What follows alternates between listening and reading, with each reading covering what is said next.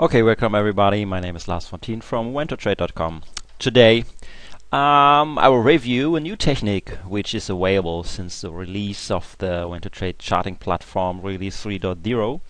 And from this point in time now, we are able to put all the cycle tools to volume-based charts. So this offers you quite a new area of using cycles tools and cycles research on price charts, but in this case we will use volume charts instead of time-based charts. So this offers you a wide variety of new analysis techniques. So I will review with you the last two intraday trading days on the eMini contract for the S&P futures. So I will go over you with the live screen from the last 2 days on an intraday example here. So what you see here on the chart, down below is a 5-minute chart from the eMini S&P 500 futures contract with 5-minute bars starting January 30th. So this was Thursday of this week. So we will go over a full period of 2 days. And what you see above, just in comparison now, is the eMini futures contract volume chart set to a volume of 15K per bar. So I've just aligned the time frames. So the two charts are starting on the left on Thursday morning, same time here and here, and then I've set them to match the time scale. So this low here is 7.30 the next day, which corresponds to this low here on the 5-minute chart here.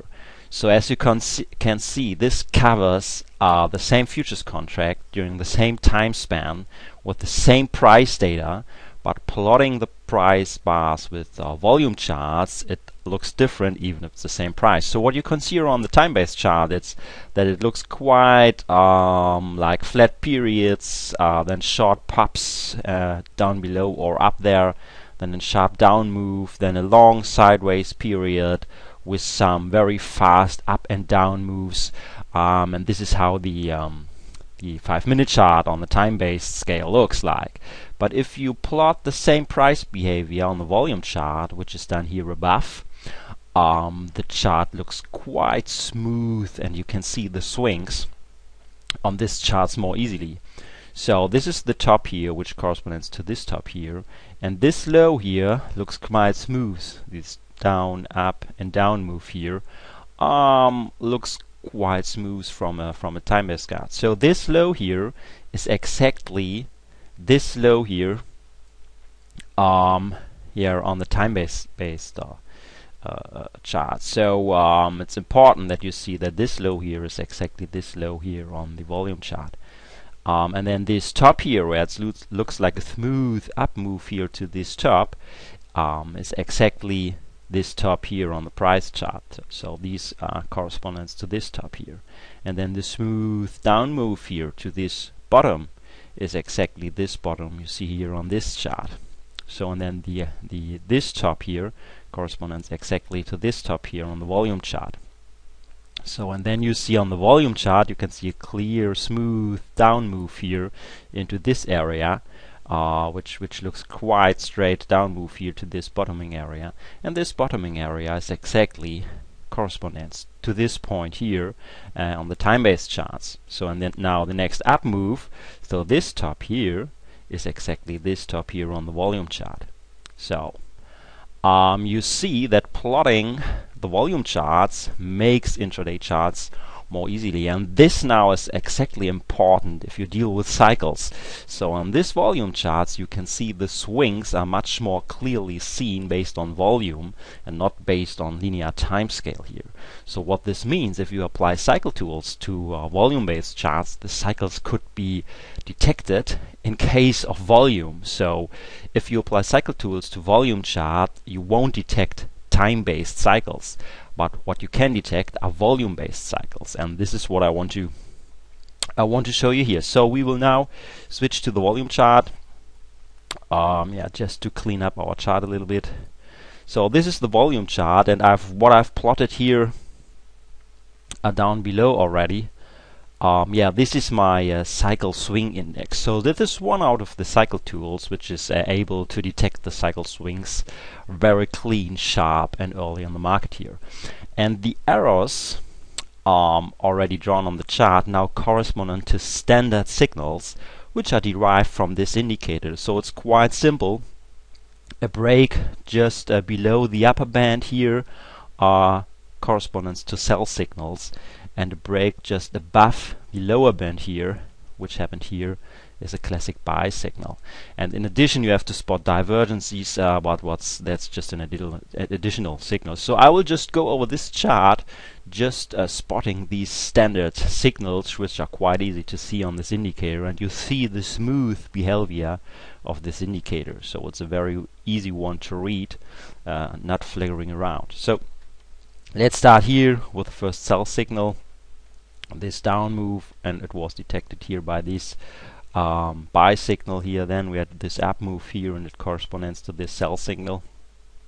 Then we had this down move here into this area, which corresponds to this buy signal here. Then we had this up move here until the upper band was reached here at this point. So this was a sell signal. So then price just break down, pushed up again. We made a higher high, and on the indicator we had a lower high, which is a classical divergence signal pointing up here. So this was a sell signal. Then we moved down until this point. We break above the lower band here, which was a buy signal here in this point. So then we moved up, and until this point in time we break just down below the band, which was a sell signal. Then we moved down and had a first touch and break of the lower band here, which is a buy signal here. Then we made a lower low and a higher low on the indicator, which is just a classic divergence here, which is a nice buy signal here. Then we moved up. We had the first break down below the upper band with the sell signal, and the next touchdown was here. So these are the two sell signals here, which corresponds to these top here. Then the market moved down. We'll go forward in time. So let's just keep track on this. This was the last point we started. Then we moved down, and the indicator break above this low here, which was this buy signal here, corresponding to this nice move here. But even we made a lower low, but the indicator made a higher low. So which means we had the divergence setting up here with the buy signal. Then we had the straight up move, which this indicator was tracked this, and then we break just down below the upper band, which just happened here, which is a classic buy signal here. So then we move down as plotted by the indicator, and it break just down below the zone up above the upper band, which is this buy signal here, classically on this low here. Then we moved up until this point. There the indicator had the first break down below the upper band, so this was the first sell signal. Then after that we made a higher high, but a lower low on the indicator just at the upper band, which is a classic next sell signal which came in here. Then we moved down into this area as also seen by the indicator, and then we braked up above the upper band here, which was this classic buy signal. So let's just scroll forward for this full Friday. So we have been here on this sell and this buy signal. Then we had a clear up move from the indicator, then the break down below the upper band here, which is this sell signal. Then market went down as followed by the indicator. We had then the touch of this lower band here, which was this buy signal. Then we moved up.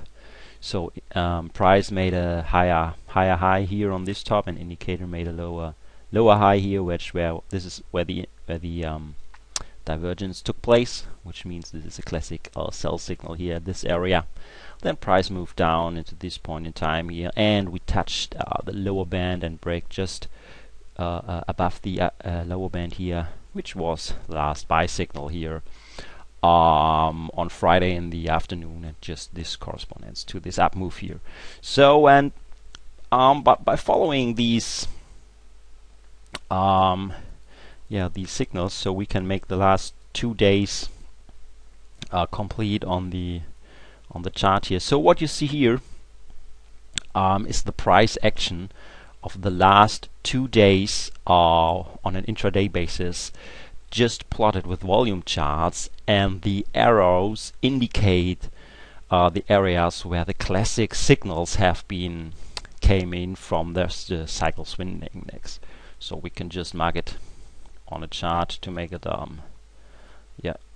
just clear. This would similar to our trading behavior during these days. So the low, so high here, or just oops, here in this area, and here low and high here somehow, and then we get short into this area, and we get long to this point or another point. So it doesn't really matter which point you took.